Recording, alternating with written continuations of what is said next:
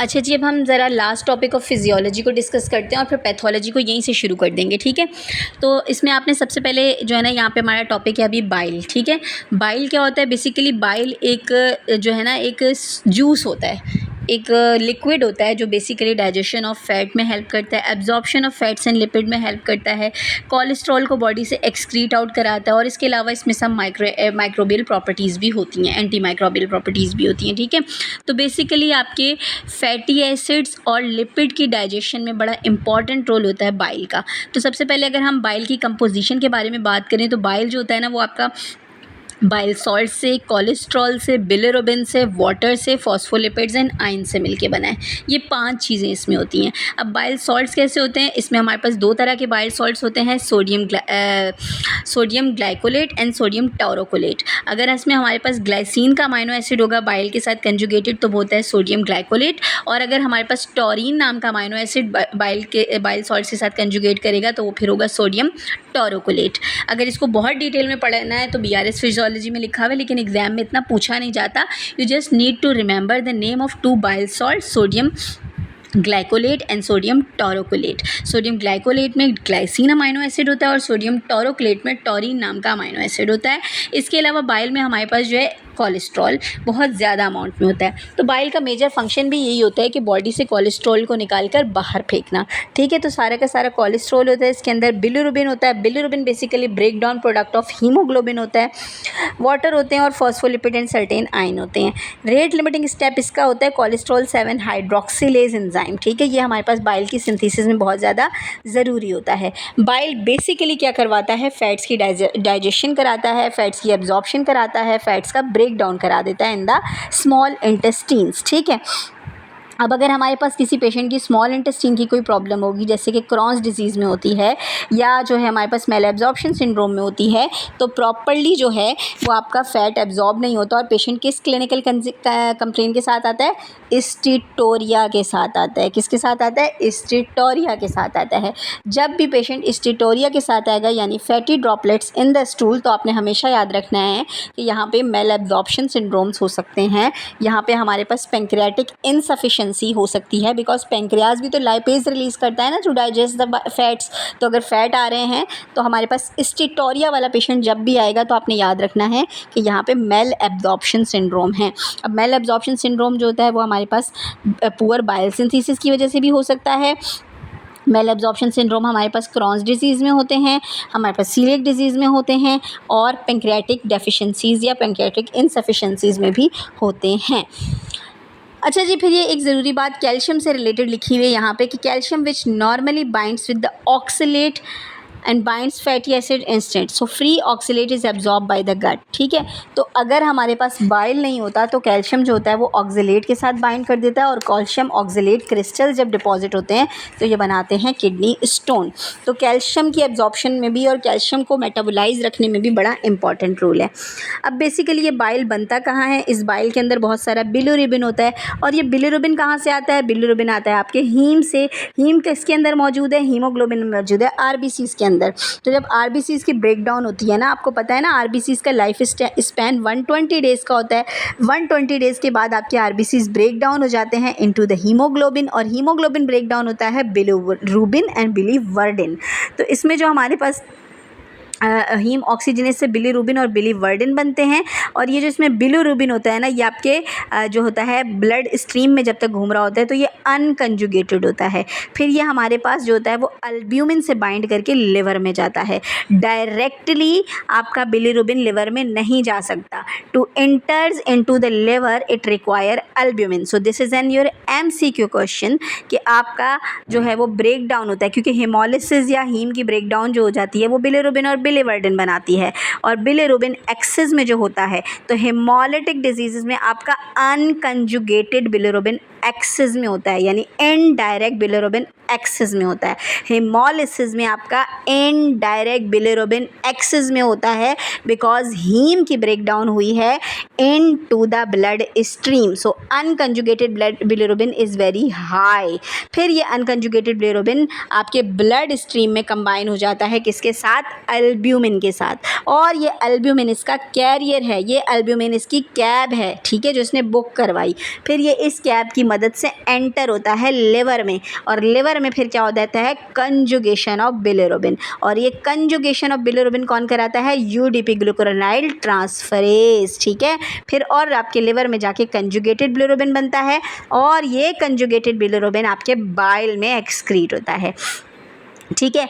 अब bile basically क्या होता करता है, बाइल आपके एंटेरोहेपेटिक सर्कुलेशंस में घूमता हुआ जब जीआईटी ट्रैक में जाता है तो ये absorption of the various substances कराता है।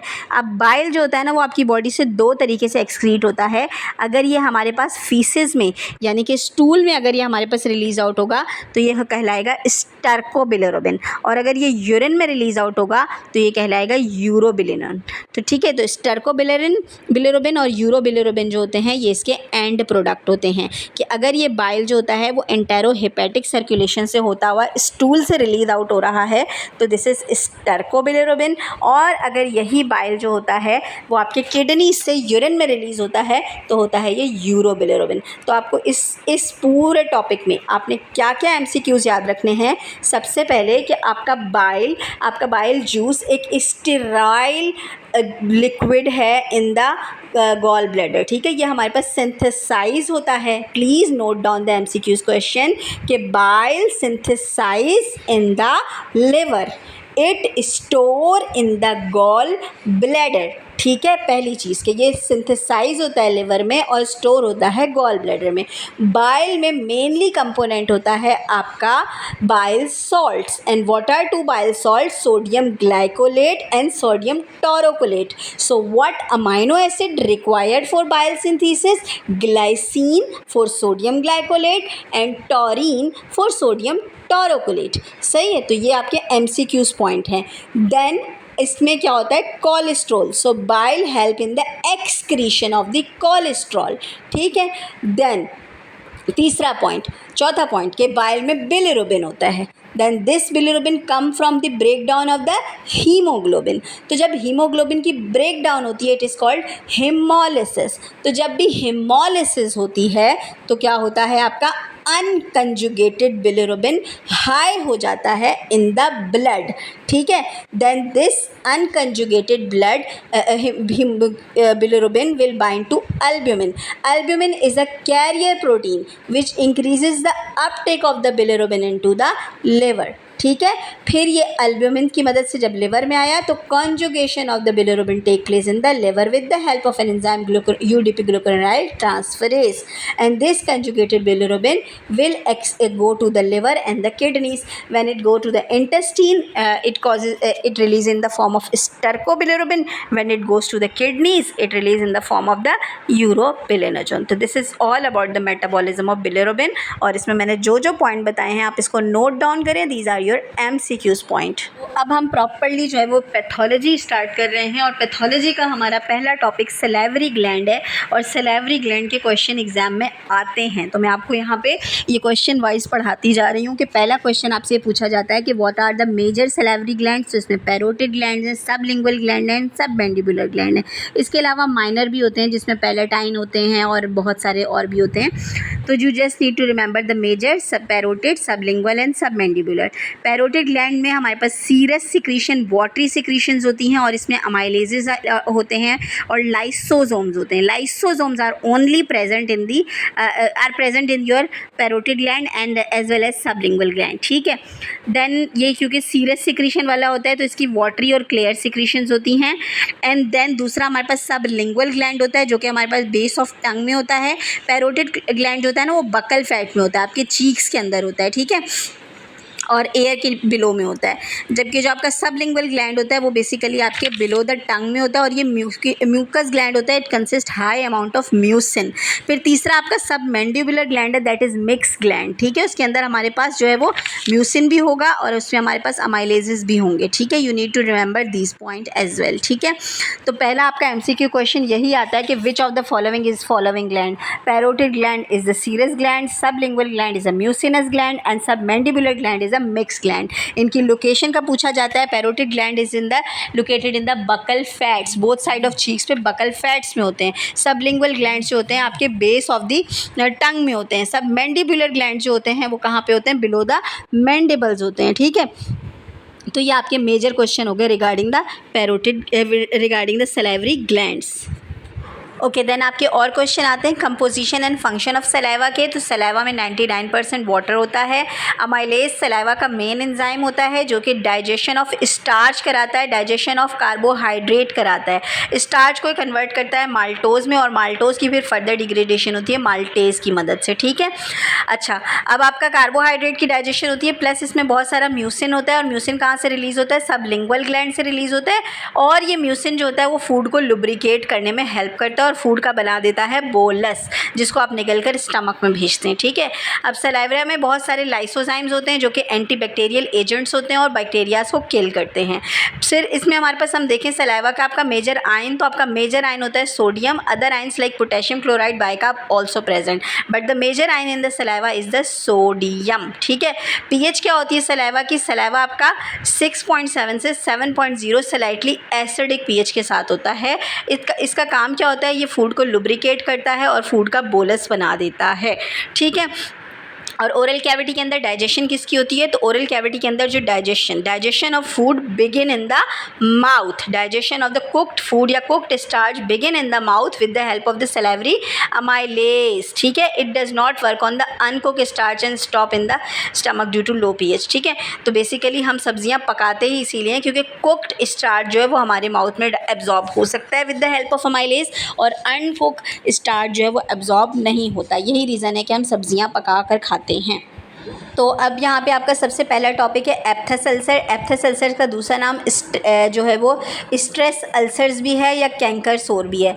अब ये स्ट्रेस अल्सर इसलिए भी इनको कहा जाता है बिकॉज इसका ताल्लुक स्ट्रेस से होता है। जब भी हमारे पास पेशेंट किसी भी स्ट्रेस में होता है, किसी डिजीज़ के साथ फाइट कर रहा है या उसको साइकोलॉजिकल स्ट्रेस होता है, तो उसको फिर जो है वो पेनफुल स्वॉलो ओवल शेप के छोटे छोटे से आपके मुंह में जो है वो छाले बनने लग जाते हैं, जिनको हम एप्थस अल्सर कहते हैं, ठीक है। ये येलोइश कलर के एक्सुडेटिव होते हैं, ठीक है। रिकरेंट एप्थस अल्सर जो होते हैं या एप्थस स्टोमेटाइटिस जो होता है वो सीलिएक डिजीज़ में, इरिटेबल बाउल डिजीज़ में, एसएलई में, बेचेट सिंड्रोम में और एचआईवी में होता है, ठीक है।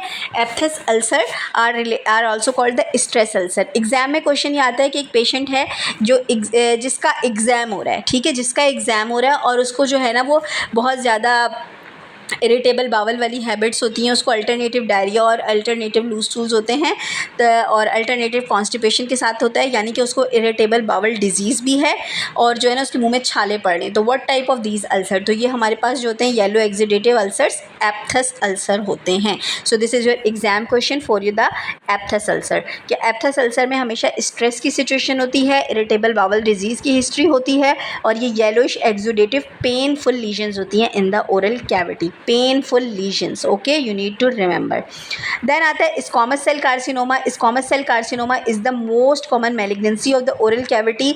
ये ज़्यादातर टंग को इफेक्ट करती है, सिगरेट स्मोकर्स में होती है, अल्कोहल में होती है, पान छाल या गुटखा खाने वालों में होती है और ये हमारे पास नॉन हीलिंग अल्सर्स के तौर पर आती है। जब भी पेशेंट आता है तो वो आपको क्या बताता है कि हमारे पास मुंह में गंदे से छाले पड़े हुए या मुंह में गंदा सा जख्म हो गया जो सालों से ठीक नहीं हो रहा, ठीक है। तो ये हमारे पास स्क्वामस सेल कार्सिनोमा होता है। इसके दो वेरिएंट्स होते हैं या दो प्री मेलिग्नेंट कंडीशन होती हैं, दो प्रिकर्सर कंडीशन होती हैं, ल्यूकोप्लेकिया और एरिथ्रोप्लेकिया। ल्यूकोप्लेकिया में बेसिकली वाइट पैच होता है on the buccal mucosal surface is leukoplakia which is the precursor lesion of squamous cell carcinoma and if there is a red patch with the raised border, irregular margin and the raised border, so this is erythroplakia or this is also the precursor of squamous cell carcinoma. Then sialolithiasis, sialolithiasis formation of the major salivary gland ducts, ठीक है। अब हमारे पास जो salivary glands होते हैं ना, parotid gland और सबमैंडिबुलर ग्लैंड, इनकी डक्ट्स होती हैं। पैरोटिड ग्लैंड का नाम लिख लें आपके, पैरोटिड ग्लैंड में स्टेंसेंस डक्ट होती है और आपके सबमैंडिबुलर ग्लैंड में कौन सी डक्ट होती है, वार्थिन डक्ट होती है। तो मोस्ट कॉमन जो स्टोन होता है ना सियालोलिथियासिस जो होती है ना वो सबमैंडिबुलर ग्लैंड में होती है। सबमैंडिबुलर ग्लैंड में सबसे ज़्यादा स्टोन्स फॉर्म होते हैं, किस वजह से फॉर्म होते हैं? सलाइवरी स्टेसिस, डिहाइड्रेशन और ट्रॉमा की वजह से होते हैं। इसके अलावा ये प्रेजेंट कैसे करता है कि जिस ग्लैंड का स्टोन है वो ग्लैंड इनलार्ज होगा, उसमें प्रीप्रेंडियल पेन होगा, पेन वाइल द स्वॉलोइंग होगा और swelling on the affected site होगी। तो here you need to remember कि sialolithiasis most commonly involve the submandibular gland, और सबमैंडिबुलर की ग्लैंड की कौन सी duct? Warthin duct of the submandibular gland. ठीक है। इसके अलावा सियालोलिथियासिस जो होती है वो मल्टीपल और कंडीशंस के साथ भी प्रेजेंट कर रही होती है, जैसे कि इन्फेक्शंस हो गई या और मैलिग्नेंसीज हो गई। Sialadenitis is inflammation of the salivary gland due to the obstruction and infection. ये किस कंडीशन में आता है? जैसे कि स्टेफ ऑरियस का इन्फेक्शन हो गया या मम्प्स हो गए, तो इस कंडीशन में हमारे पास जो है वो इन्फ्लेमेशन ऑफ सलाइवरी ग्लैंड होती है। इसके अलावा एक और डिजीज़ होती है श्रोगरन सिंड्रोम या सिजोगन सिंड्रोम। इसमें क्या होता है? ये इम्यून मीडिएटेड फाइब्रोसिस हो जाती है किसकी? सलाइवरी ग्लैंड्स की। तो इसमें भी सलाइवरी ग्लैंड्स की बहुत ज़्यादा इन्फ्लेमेशन हो जाती है। देन आते हैं आपके पास सलाइवरी ग्लैंड ट्यूमर। तो सलाइवरी ग्लैंड ट्यूमर जो हैं, अब पहले हम ऊपर वालों के एमसीक्यूज समराइज़ करते हैं। अब यहाँ पे ये सारे एमसीक्यूज क्वेश्चन है कि स्ट्रेस में पेनफुल येलो कलर के अल्सर माउथ कैविटी में होते हैं तो उसे हम क्या कहते हैं? एप्थस अल्सर कहते हैं। इरेगुलर लीजन होती हैं, रेज मार्जिन होता है एसोसिएटेड विद स्मोकिंग, तो ये squamous cell carcinoma of oral cavity होगा। Sialolithiasis most commonly involve the submandibular gland. Parotid gland की डक्ट स्टेंसिल डक्ट होती है, सब मैंडिबुलर ग्लैंड की डक्ट वार्थिन डक्ट होती है। सियालो एडिनाइटिस जो होता है वो सिजोगन सिंड्रोम में होता है। अच्छा, एक और condition, most common pre malignant condition of oral cavity is submucosal fibrosis. आपके एग्जाम में सब म्यूकोजल फाइब्रोसिस का क्वेश्चन इसी तरह से आता है कि एक कराची आइट है, क्योंकि कराची में पान छाल या गुटखा का रिवाज बहुत ज़्यादा है। तो अगर कोई कराची आइट है वो पान छाल या गुटखा खाता है और उसको डिफ़िकल्टी इन और माउथ ओपनिंग होती है, तो this condition is called the submucosal fibrosis. ठीक है, जो कि premalignant lesion of the oral cavity है। देन आता है सलाइवरी ग्लैंड ट्यूमर्स। अब हम सलाइवरी ग्लैंड ट्यूमर्स को अगर हम डिस्कस करें तो यूजुअली बिनाइन ट्यूमर होते हैं, मोस्ट कॉमनली इफेक्ट करते हैं पैरोटिड ग्लैंड को। आपने एक चीज़ याद रखनी थी, सियालोलिथियासिस यानी कि स्टोन्स वो सबसे ज़्यादा सबमैंडिबुलर ग्लैंड को इफेक्ट करते हैं, लेकिन ट्यूमर्स जो होते हैं वो सबसे ज़्यादा पैरोटिड ग्लैंड को इफेक्ट करते हैं। ठीक है, ज़्यादातर पेनलेस मास की तरह प्रेजेंट करते हैं और स्वेलिंग के साथ इसमें समटाइम फेशियल नर्व इन्वॉल्व हो जाती है, तो फेशियल पैरालिसिस भी होता है। अब इसमें मोस्ट कॉमन ट्यूमर होता है आपका pleomorphic adenoma. Benign mix tumour होता है, most common salivary gland tumour है, composed of the chondromyxoid stroma and the epitheliums. ठीक है, तो and epithelium and recurs if completely excised और rupture intraoperatively, it may undergo malignant transformation. तो pleomorphic adenoma का question कैसे आता है एग्जाम में? जी, तो प्लियोमॉर्फिक एडिनोमा की खास बातें ये हैं कि ये बिनाइन ट्यूमर होता है सलाइवरी ग्लैंड का। ये फर्म पेनलेस मास की तरह जो है वो प्रेजेंट करता है पैरोटिड ग्लैंड के अंदर। इसमें जब तक ये बिनाइन होता है तो इसमें फेशियल नर्व इन्वॉल्व नहीं होती है। ठीक है, और अगर ये क्रॉनिक हो जाए, ईयर्स में परसिस्ट करे 2 to 3 ईयर्स में, तो इसमें हाई पोटेंशियल है कि ये मैलिग्नेंसी हो सकती है। और मैलिग्नेंसी के साइंस क्या हो सकते हैं कि अगर ये रैपिडली ग्रो कर रहा है, इसमें पेन होना शुरू हो रहा है, इसमें फेशियल नर्व पाल्सी या अल्सरेशन आ रही है, तो इसका मतलब suspected of the malignancy, otherwise ये बिनाइन होता है। ट्रीटमेंट इसकी क्या होती है? Surgical excision of the parotid gland, superficial parotidectomy rather than simple enucleation because of the recurrent risk। तो these all are the question related to parotid gland के single swelling होती है, पेनलेस होती है, फर्म होती है, स्लो ग्रोइंग होती है। ठीक है, तो ये हमारे पास है parotid adenoma, pleomorphic adenoma of the parotid gland. Okay, then हम बात करते हैं वार्थिन ट्यूमर की। तो वार्थिन ट्यूमर बेसिकली ये भी पैरोटिड ग्लैंड का ट्यूमर है, ये भी बिनाइन होता है, मोस्ट कॉमनली पैरोटिड ग्लैंड को इन्वॉल्व करता है, ज़्यादातर बायलैटरल होता है, 10% बायलैटरल होता है, मेल्स को इफेक्ट करता है, लेट इन ऑनसेट होता है, 60s to 70s of the life में ये इफेक्ट करता है, और उन पेशेंट को ज़्यादा इफेक्ट करता है जो क्रॉनिक स्मोकर होते हैं। तो क्रॉनिक स्मोकर में इनका रिस्क बढ़ जाता है। एग्जाम में क्वेश्चन इसी तरह से आता है कि एक जो है आपका 65 या 70 साल का बाबा है और वो एक्स स्मोकर है और उसको जो है वो बायलैटरल नेक स्वेलिंग जो कि इनलार्ज होती है और वो जो है वो पेनफुल भी हो जाती है, ठीक है। तो this is the classic scenario for the Warthin tumour. और वार्थिन ट्यूमर जो होता है वो बेसिकली उसका दूसरा नाम है पेपिलरी सिस्ट एडिनोमा लिम्फेटोमेटोसम, ठीक है, ये आपका है। और इसका आपने याद रखना है कि ये स्मोकिंग से एसोसिएट करता है। देन आपके पास आता है म्यूको एपिडर्मॉइड कार्सिनोमा। ये मोस्ट कॉमन मैलिग्नेंट ट्यूमर है जो कि हमारे पास म्यूसिनस और स्क्वामस कंपोनेंट दोनों को इन्वॉल्व करता है, ठीक है। सो म्यूको एपिडर्मॉइड कार्सिनोमा के क्वेश्चन इस तरीके से आएंगे कि most common malignant tumour of the salivary gland, तो आपने रखना है म्यूको एपिडर्मॉइड कार्सिनोमा। फिर आपसे ये पूछा जा सकता है कि a tumour of the salivary gland which contain the all the mucinous and the squamous component, तो फिर ये आपका कौन सा है, ये मिक्स ट्यूमर यानी म्यूको एपिडर्मॉइड कार्सिनोमा है। So you need to remember pleomorphic adenoma जो होता है वो बिनाइन होता है, पेनलेस होता है, स्लो ग्रोइंग मास होता है, सिंगल होता है, ठीक है। वार्थिन ट्यूमर के लिए आपने याद रखना है it can be single, it can be bilateral, old age में होता है और क्रॉनिक स्मोकर्स के अंदर वार्थिन ट्यूमर होता है। Mucoepidermoid carcinoma most common malignant tumour of the salivary gland, और ये इसमें म्यूसिनस और आपके स्क्वामस दोनों तरह के कंपोनेंट होते हैं। So this is all about the salivary gland tumour, oral cavity and oral cavity pathologies.